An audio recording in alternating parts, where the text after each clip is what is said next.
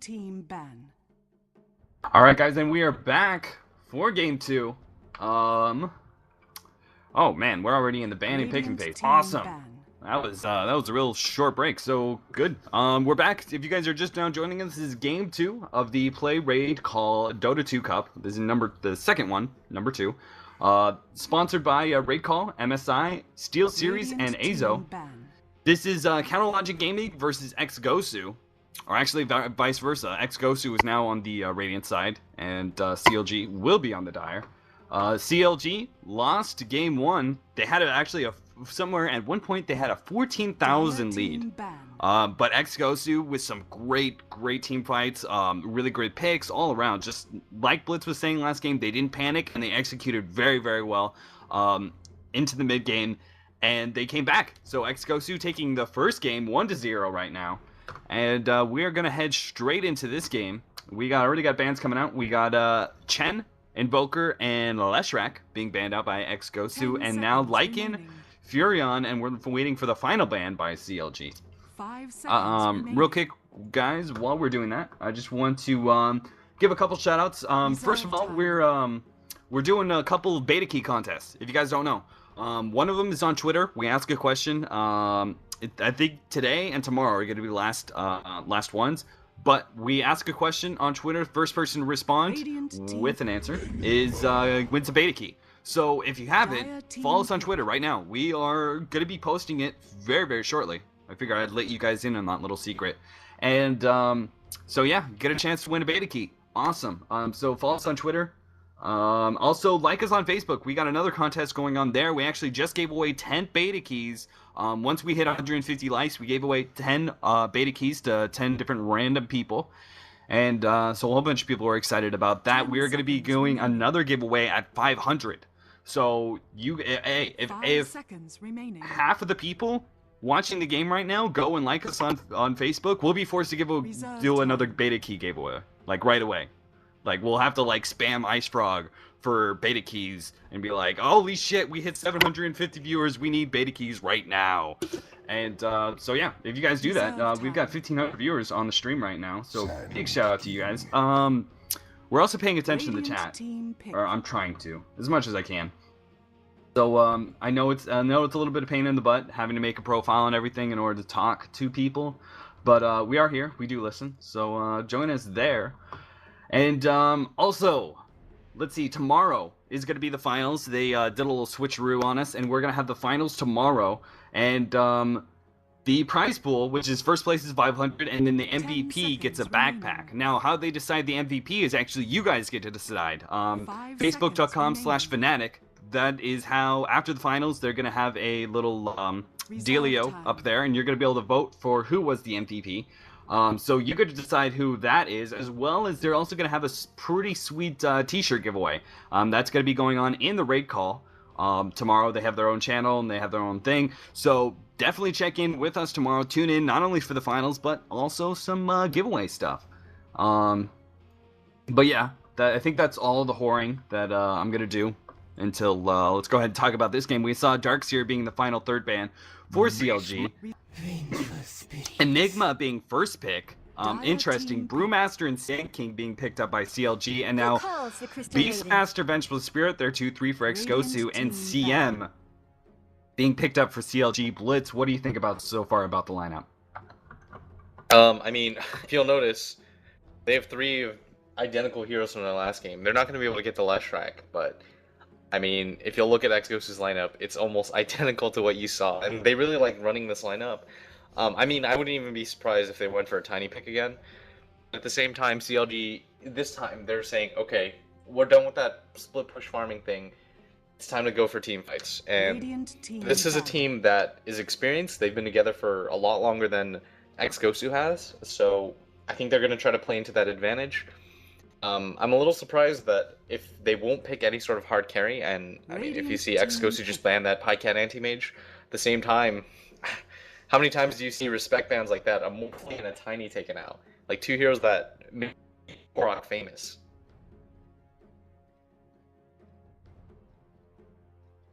Sorry. I muted my mic because I had something caught in my throat and No problem. was doing massive amount of coughing. Yeah, I know, right? I love the Brewmaster. I mean, I love whenever I see 10 seconds Brewmaster go through remaining. the first set of bans and actually is picked up by a team. I love it so 5 much. seconds I'm kind of remaining. surprised that xGosu valued Enigma over Brewmaster, but like you said, they're going up pretty much the Reserve exact same time. lineup as last time.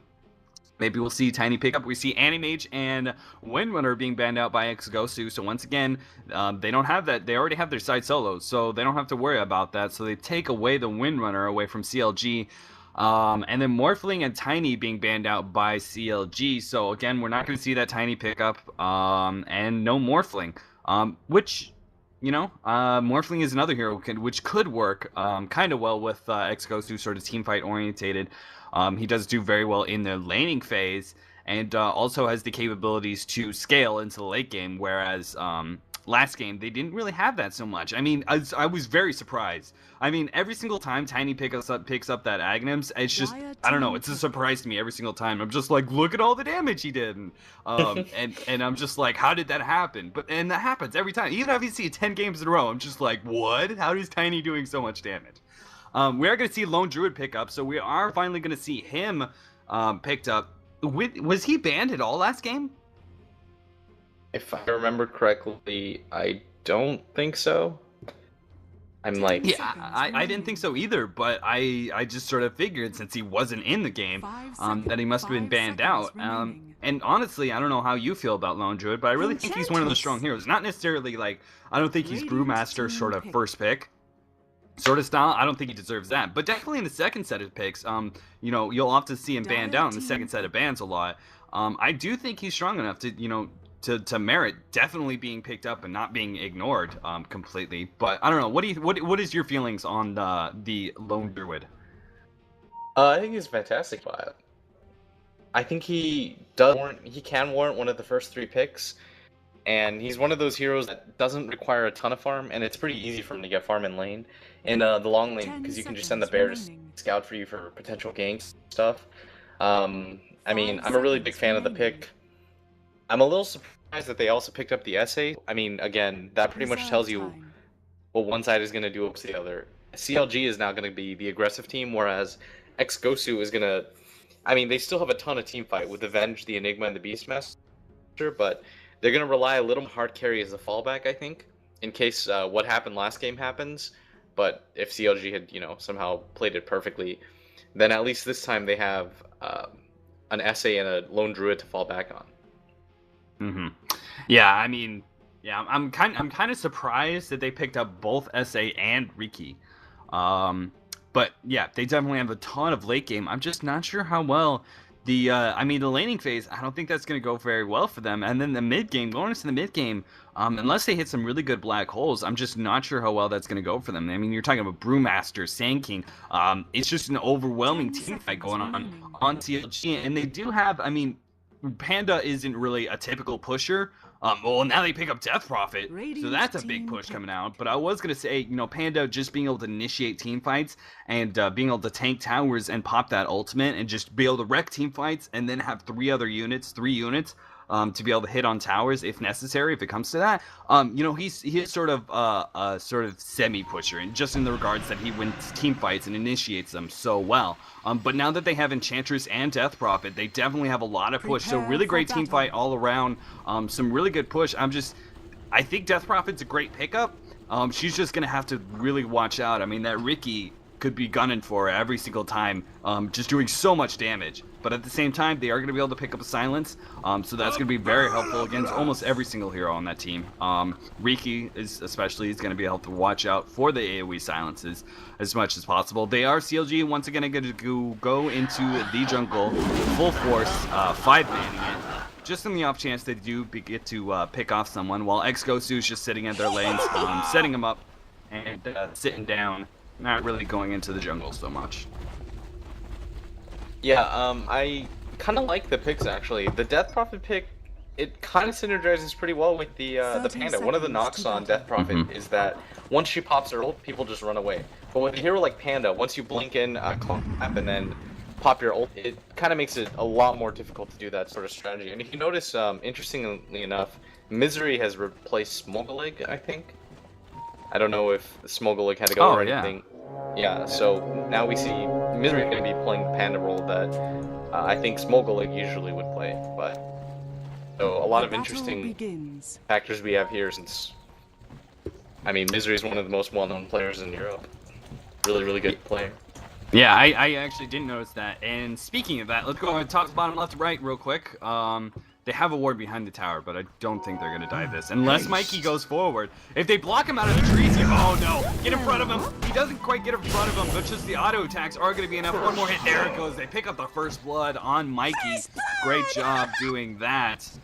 So that ward behind the tower paying off, and with an aggressive Enchantress in the jungle, they're going to be able to dive over and over easily. I mean, Panda is a tanky hero who can soak up tower damage relatively easily. You have 2 nukes coming out from, is that Miracle? That's Miracle, right? Yeah. 2 nukes coming out from Miracle, and then also a neutral creep coming in from behind with the Enchantress.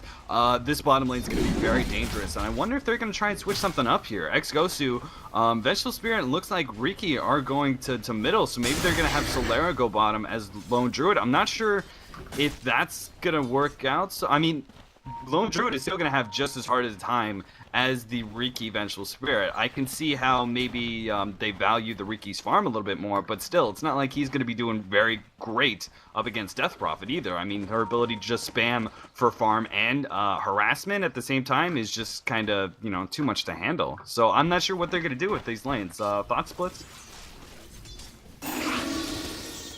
Well, I mean, they want to get the Riki as quickly as possible, because he's going to be the hero that really carries them through the mid game. But, so, I mean, valuing his farm more than anything, but at the same time, they're going to go on Solara at bottom, and they're just going to continuously force him out.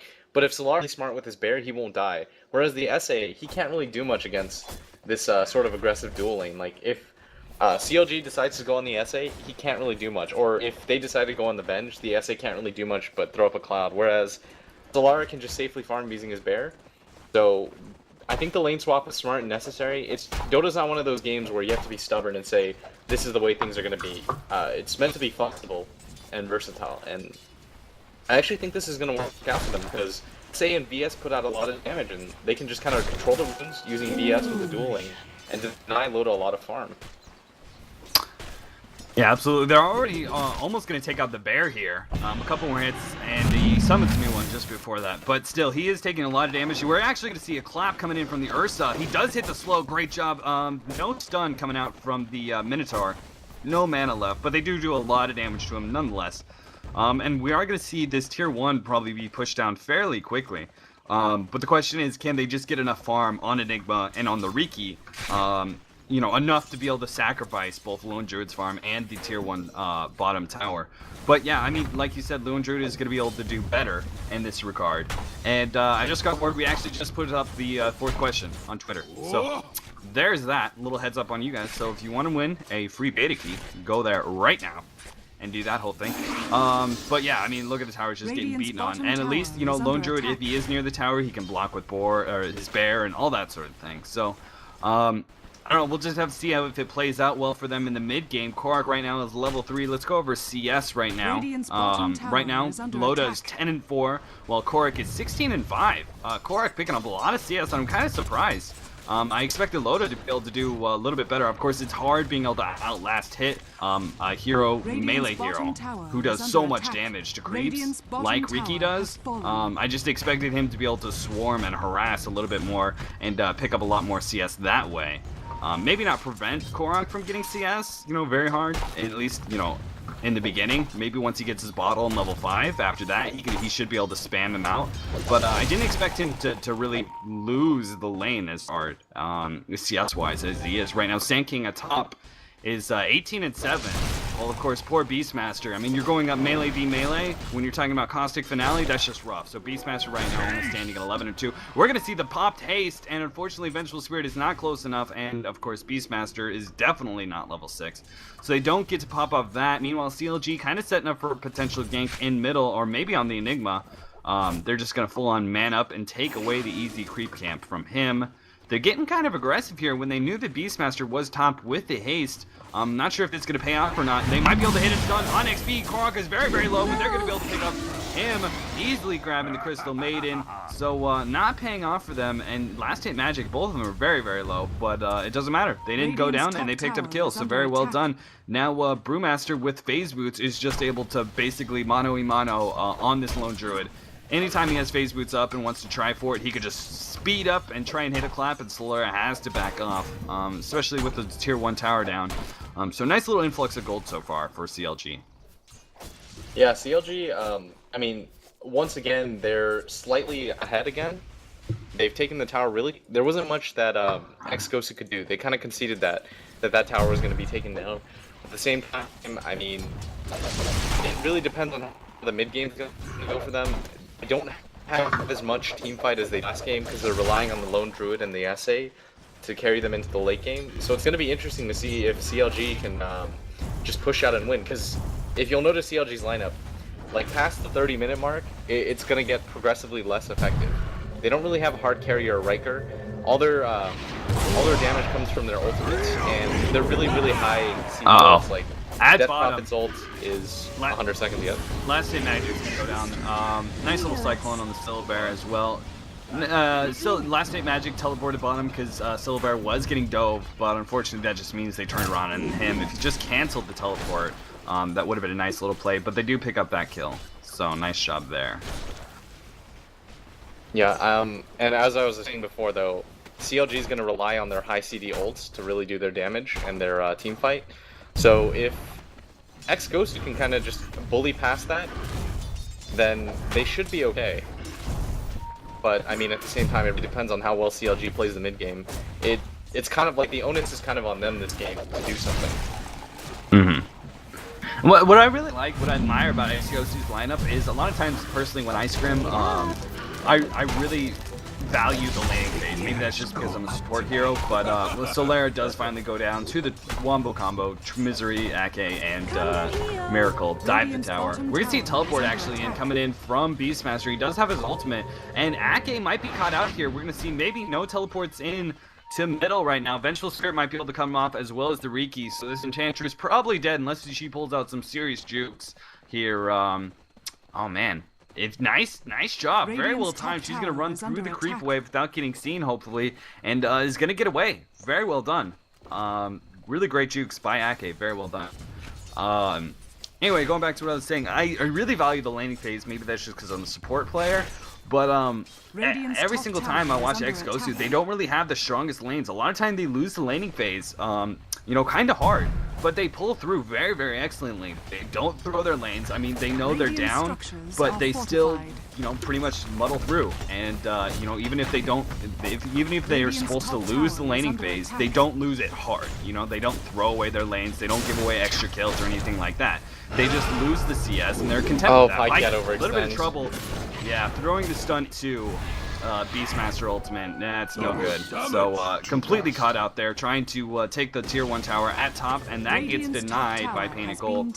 So nice little gank by xGosu, great turnaround. Korak is actually in a little bit of trouble. He's not level 5, and he goes down, trying to get the smoke off before Loda can hit his nuke, but no success there. So they pick up that kill. Great job. Misery with his double damage now is going to come in. They're going to pop this creep wave and go for the next tier 1 tower at middle.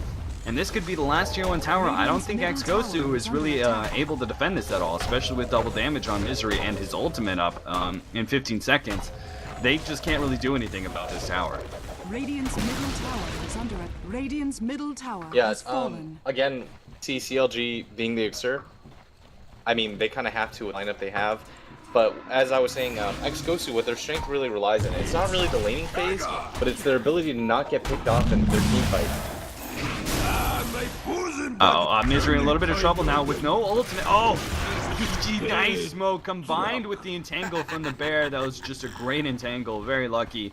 They pick up the panda before he can pop his ultimate. So Misery getting a little too aggressive and gets basically silenced and mobbed down. Great little job pickup by xGosu once again. Yeah, I think their plan here is to try to like get a stun off or a roar on a Panna and then just abuse with smoke, with SA smoke, and try to pop him down before the ult gets off. Because really, that's the big deal. But I mean, oh man, I still can't get over how Ake's playing. The juke he did was so like understated. he timed the creep wave perfectly. Everything just went so well into that. Like 2 games in a row, he just went fantastically. Like we as a community put way too much emphasis on players playing carriers, the like, but it's really the supports that are gonna carry you through. You know, like not getting picked off or not dying unnecessary deaths and pushing tower smartly and not dying. Like these are the things that lead to wins. Like smart play like that. They're gonna be able to pick up Miracle and Mill. Nice little job. Painted Gold initiating with the ultimate, and then Korok obviously cleaning up with a massive amount of damage he provides. But a great little pickup once again by xGosu. They're doing these picks very, very excellently.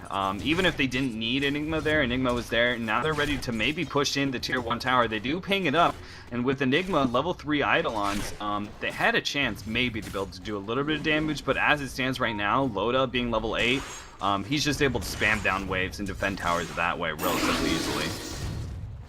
Yeah, and another pick off on the lone druid. And this game is kind of going to be brutal for him from the beginning, as he was in the hard lane, or I mean, he was in the short lane, but he was against a tri-lane, and there wasn't a lot he could do here. So, I mean, I really hope that Pyke actually goes for the Blink Dagger first this game, unlike Loda's decision to go for the point booster.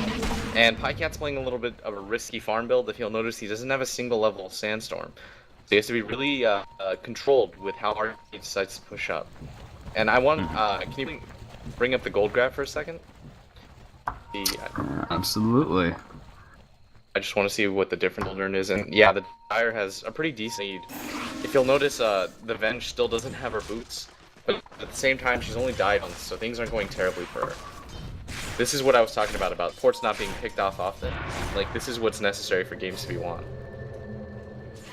Loda's build on Death Prophet, not actually maxing, Crypt Swarm, but going for the phase boots and splitting between Witchcraft, which is, you know, typical. You get one level of silence, and then, but usually you would max out your Swarm and then max out Witchcraft from there.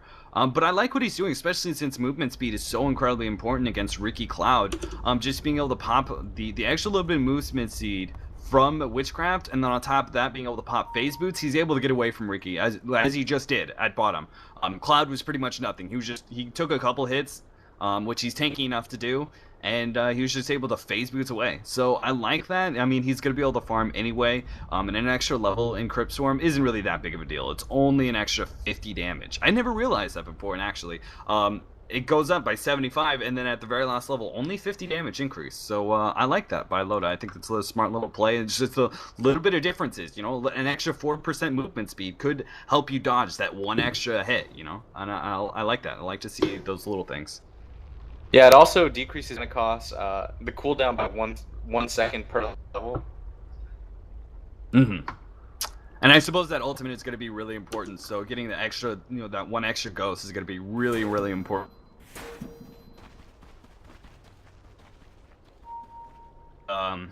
Hopefully we're going to see a lot of tier 2s going down. Otherwise, you know, as it stands right now, xGosu has gotten a nice couple little picks. Right now the score is 4-5, 12 minutes in. And actually, they might be able to pick up Misery. Misery, actually, they don't have a silence, so they can't pick him off like they did last time. But Misery already with the Gem of True Sight. Interesting. Very, very aggressive. So he's going to be relying on his ultimate as much as possible, obviously, to survive. But he's going to get really aggressive and start countering these wards, and I think this is really good. And once they take control of the map, and they can start taking away some of that farm that xGosu is going to try and get in this sort of early to mid game. Once it starts transitioning out of the laning phase, they're going to try and pick up an extra little bit of farm that they missed out in the laning phase. Riki actually picking up the Death Prop, and a little bit surprised she was able to grab that. The rest of his team was not in range of that, and so great job picking up that kill and instantly teleporting away. Very well done by Riki. Is under attack. Yeah, he's actually just doing really smart pickoffs. It's really nice to see him play like this. The Death Prophet can't really lane against him properly, as his backstab just does so much damage now. And at the same time, if you'll notice, the difference here is that CLG was doing a good job of pushing out, but xGosu is really precise in their ganks, and they're a team that like excels at picking heroes off. Like, that's what they do. I mean, even if the laning goes bad for them, they just kind of build up this small lead, you know, over little pickoffs here and there, and it just kind of snowballs for them. But at the same time, I mean, CLG is a top 10 team for a reason, in my opinion. They're really experienced. I mean, no means are they even close out of this game. They've got the tower advantage, and it just kind of matters how they're going to play it in. Yeah, Painted Gold taking a lot of damage here. He does go down. Beastmaster does get picked off. So nice little job there.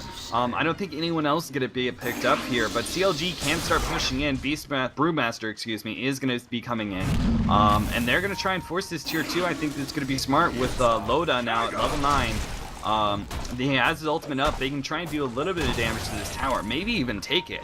I'm not sure if that's going to go well for them. Beastmaster is going to be up, so they might be able to take it out before he comes back into this fight. Otherwise, it looks like maybe xGosu might be able to sacrifice this tower. Lone Druid is actually teleporting back in now, so they are going to try and force this fight. And CLG maybe going to back off here. Don't want to force too bad a fight. Misery gets stunned. Not too big of a deal, though. He still has his ultimate, so unless the Ricky, you know, they do that nice little combo, which I don't think is going to happen with Silence coming out from Loda. It's going to be very, very hard. Smoke, once again, going off in the jungle, trying to trap in the Crystal Maiden. Smart play, but doesn't quite get it. Stun, actually, Silence goes off the Eventual Sprint. They're going to be able to pop off that. They pick up a kill easily. Now they're going to try and keep going here. The Brewmaster pops his ultimate. There goes Cyclone. He purchases the Cyclone. He's going to try and jump on Enigma. He has no mana for Black Hole. Meanwhile, Enchantress goes down. A couple more hits, and Enigma does go down. There he goes. Miracle in a little bit of trouble now. Korak picks up that kill, but he throws the dust before he goes down. Solera, a couple more hits. Misery picks up that kill. Now Korak is in severe trouble. Nice job. Painted Gold hitting a huge ultimate. Stopping. Silence goes off now on Korak. Korak is not able to blink strike away, and he goes down. Painted Gold trying to help him out, but you know, he's in some serious trouble. Mikey coming back into the fight now. Highcat looking to hit the stun. He misses the stun on Mikey, and now Mikey might be able to get away here. Misery trying to be able to land a clap. There goes the clap, and there goes the swarm. They pick up that kill. Mikey goes down, and so a 3-for-1? I think that was a 3-for-1 exchange in the favor of CLG. The only person they lost was the Enchantress. So very well done. It was a nice couple little plays. I saw Painted Gold trying to help out Korak as much as he could. But Brewmaster, I mean, in these team fights, Brewmaster just does what he does. He's able to pick off one hero, pops his ultimate, picks off another hero, Enigma specifically, and just does some serious work. It's just too much for xGosu at this point, so early on. Yeah, it was actually a 4-for-1 trade. They got they got the Enigma as well, like early on in the fight. And the crazy thing was, if Pycat hadn't stunned there, like right then, the Enigma was about to get a really nice hold off. He was in the center of 3 heroes, including Pycat, but I mean, it's like little things like that where advantages add up. And I mean, Pycat now has his Blink Dagger. The relevant items are on their heroes. Like Ake now has a pointer, so she's not so squishy. Panda has a Blink Dagger as well now. Like this went disastrously for xGosu. Like now they have 2 Blink Daggers, really nice initiation, a team fight. So xGosu doesn't have a lot of in terms of making mistakes.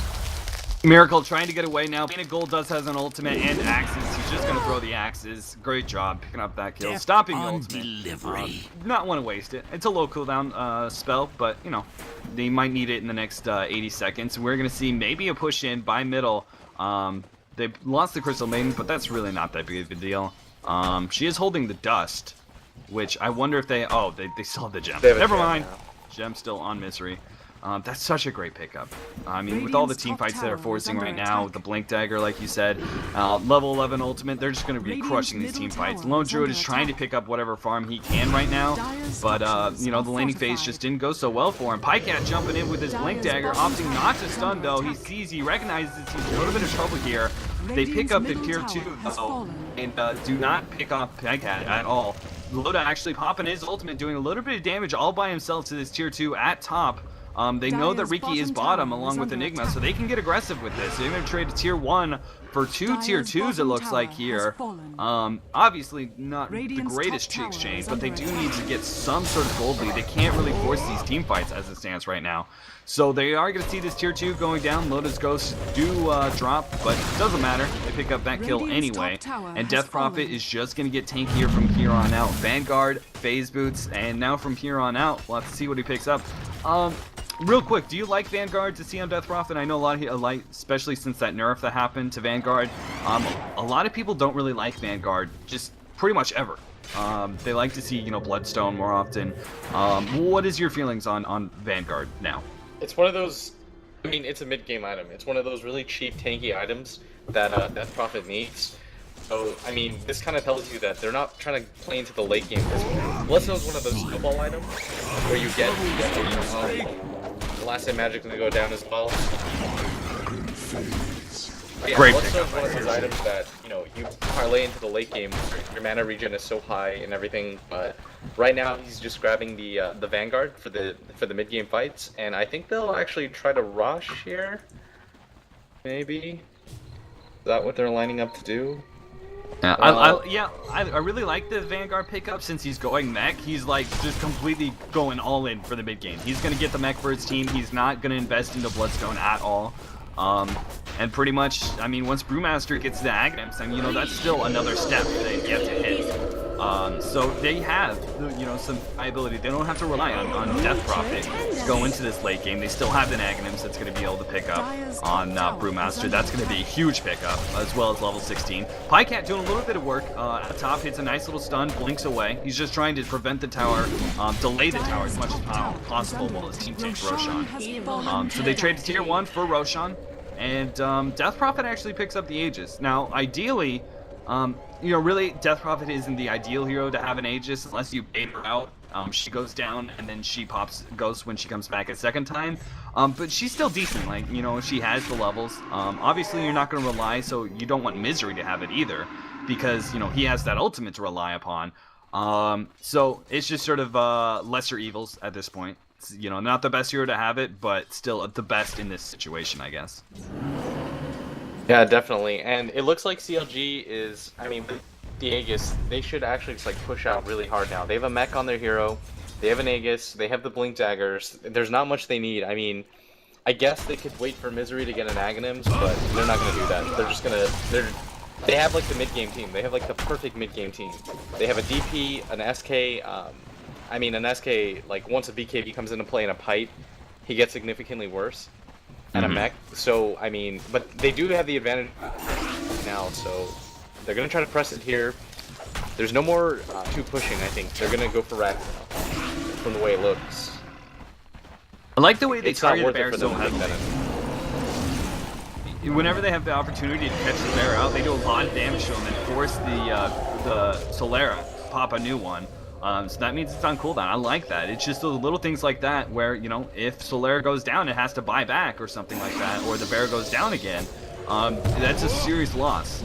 No entangles. He has no items on the bear. He's not really building for that. He's sort of building for that tanky bear, but still, at the same time, it's a nice little thing. CLG is pushing into tier 3 now. Loda, with his ultimate, is doing a bit of work. Vanguard as well as on Pycat. And I was going to mention, you know, I was going to say, who's going to go for that pipe? But really, they don't need it. I mean, you're looking at the magic damage on xGosu, and it's very, very minimal.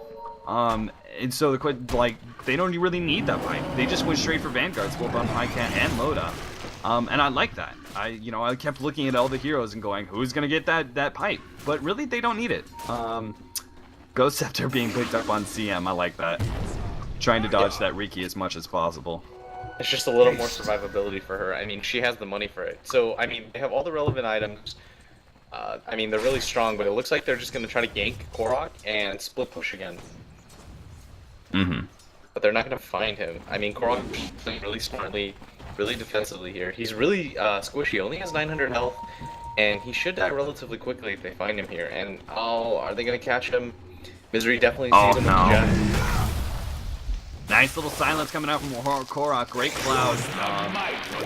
But they don't really commit to it. They're going to back off. They just kind of jumped in and forced a charge from his defusal and backed out. So, safe little play. They don't really want to get caught out right now. They have the advantage. They can't really throw that away. Gold Graph, 10,000 in the lead for the Dire right now. The experience very, very similar.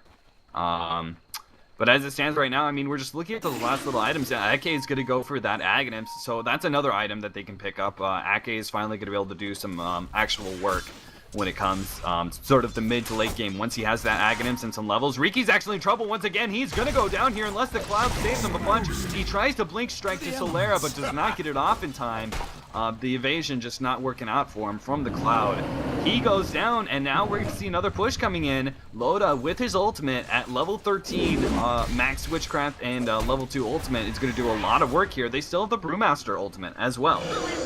They don't have the Agonist quite yet, but still, sees some work. He's going to jump in. He's going to try and kill the Enigma before he goes down. Pycat throws a stun as well. They're going to try and save him. No, the Ghost pick him up before that happens, and now they're just going to do some damage to the tower. Misery taking a lot of damage from the bear. Entangles, so good. Painted Gold with the double damage is going to try and come in with the hood, but he still does not have pipe, and this tower is going to go down before they can really do anything to save it. They're just trying to spam spells to keep the creeps down. But as it stands right now, we might see the racks go down. We're going to see Riki coming back into this team fight, and they're going to try and force this before the melee racks goes down. Bear is going to get kicked off here. A couple more hits, and he goes down. They don't have the Entangle now, and it looks like maybe CLG, maybe they should back off here. We're going to have the Enigma coming up. No ultimates. Actually, they still have the Brewmaster ultimate. They can still force this if they want to. They're going to keep going for this, chipping down the melee racks. I like this. They're playing very, very passive. Loda is going to soak up any damage. He has the Aegis, but he's just going to keep hitting the melee racks, and they're just going to play passive. I love this. This is a really smart play by CLG. You know, here goes Misery. Finally, they're going to jump in now with the ultimate, hitting 2 heroes with the clap. Now the ultimate. Last hit magic once again. Not going to be able to hit Black Hole. Where's it at? Where's the Black Hole? He's going to get silenced once again. The silence from Loda saving their asses. And now Painted Gold's in the middle of things. The Brewmaster, they're trying to pick off this melee Ras. Couple more hits. They're going to be able to pick it up. One more hit from Loda, and they pick up that kill. CLG is now kind of trying to get away before they get anybody kicked off. Loda might go down here with the, but he does have the Aegis. Pycat with his ultimate misses out on Korak, and Korak is going to turn around now. He's going on Pycat. Silence coming out. There goes Korak. He goes down. Black Hole. 3 heroes getting caught in. Misery's the only one left out. They're going to try and pick it up, but not enough damage. Death Prophet coming back in. He has his ultimate back up. Ultimate back up with full health, full mana, and now last hit magic is in serious trouble. Nice little bear ultimate coming down. Misery's gonna go down. Loda's cleaning up heroes left and right, though. He's doing a lot of damage. Pycat, nice little stun, using the invis, trying to get away. Now Solera, though, look at him. He's just beasting up on Loda. Loda, couple more hits. He might be able to pick it up. There goes Loda. He goes down. And that is the end of the team fight. That was like, what, a 3-for-4 exchange? Something really weird like that. That was just a long team fight. They pick up the melee racks, and that's what's important. They pick up the melee racks, they have the lane advantage. Yeah, but I mean, that took them way too long, and they didn't win as hard as I expected, considering that Aegis was on DP, and her ult popped twice. You know, the fight was so long that it popped twice, and the fight still didn't go terribly well for them. A big part of that is the Beastmaster aura with Solara and his bear. It's doing a ton of damage. He actually just picked up a Vlad's because he was doing so poorly and he wanted some mid-game presence, and it's actually working out really well for them right now. And I mean, you can't really count out xGosu out at all. I mean, did you see last hit Magic's Black Hole? They get one or two more of those, and that's actually going to turn the game around completely for them. Yeah, just all game long, he's had such a hard time. Actually, Swap, they're going to be able to pick up Miracle easy, 1, 2, 3, and now my Misery's a little bit of trouble. He doesn't have an ultimate. So if they get some good entangles here, they might be able to pop up. There goes one entangle. Slow coming out. He's going to try and get that miss chance. Silence coming out. He's going to be able to get away here. Great job by Loda hitting a huge silence. Pycat maybe going to look here to jump in. He almost has an ultimate. Picks off Solera. He's going to hit that stun. Pipe going off. Now can they pick off anything? Beastmaster does not have his ultimate still. Loda's going to pop his ultimate, and they're going to try and chase this Cyclone. Going off. He's going to try and go on Mikey now. Nice little silence. He's going to be able to pick off him. Maybe the ghosts are just so hard to target heroes that are running away. Couple more hits from the Ghosts. They're definitely going to be able to pick up that kill. Now turning on Painted Gold now. Riki picks up the Enchantress kill as well. Bottom going action with Enigma is going to go down. Meanwhile, Death Prophet is chasing middle. Painted Gold, couple more hits from the Ghosts. They're going to be able to pick up that kill, but a last hit magic goes down as Enigma at bottom. Meanwhile, Riki is pushing in top.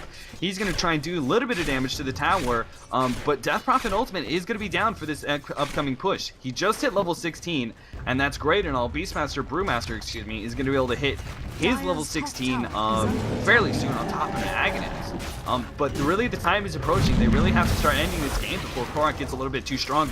Korak turning around on Pycat, hitting a nice little cloud, and it's combined with Diffusal Blade gets him to half health.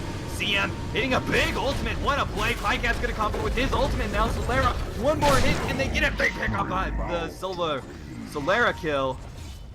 Oh man, they get the gem, and now they're going to be able to no, the tower is not deniable. So they save the tower from going down. That's really big. They can't give up any extra gold.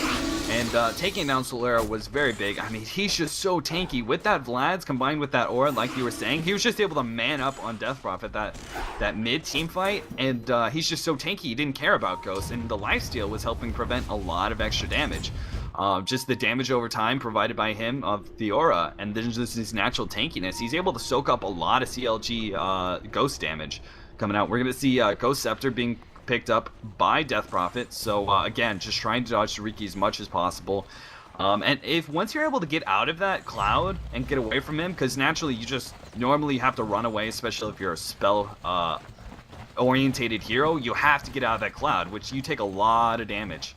Azu, great job. Great job, buddy. We're going to see the Roche coming up in another 30 seconds. And I'm sure CLG is completely aware of that. And they're going to start pushing in bottom a little bit.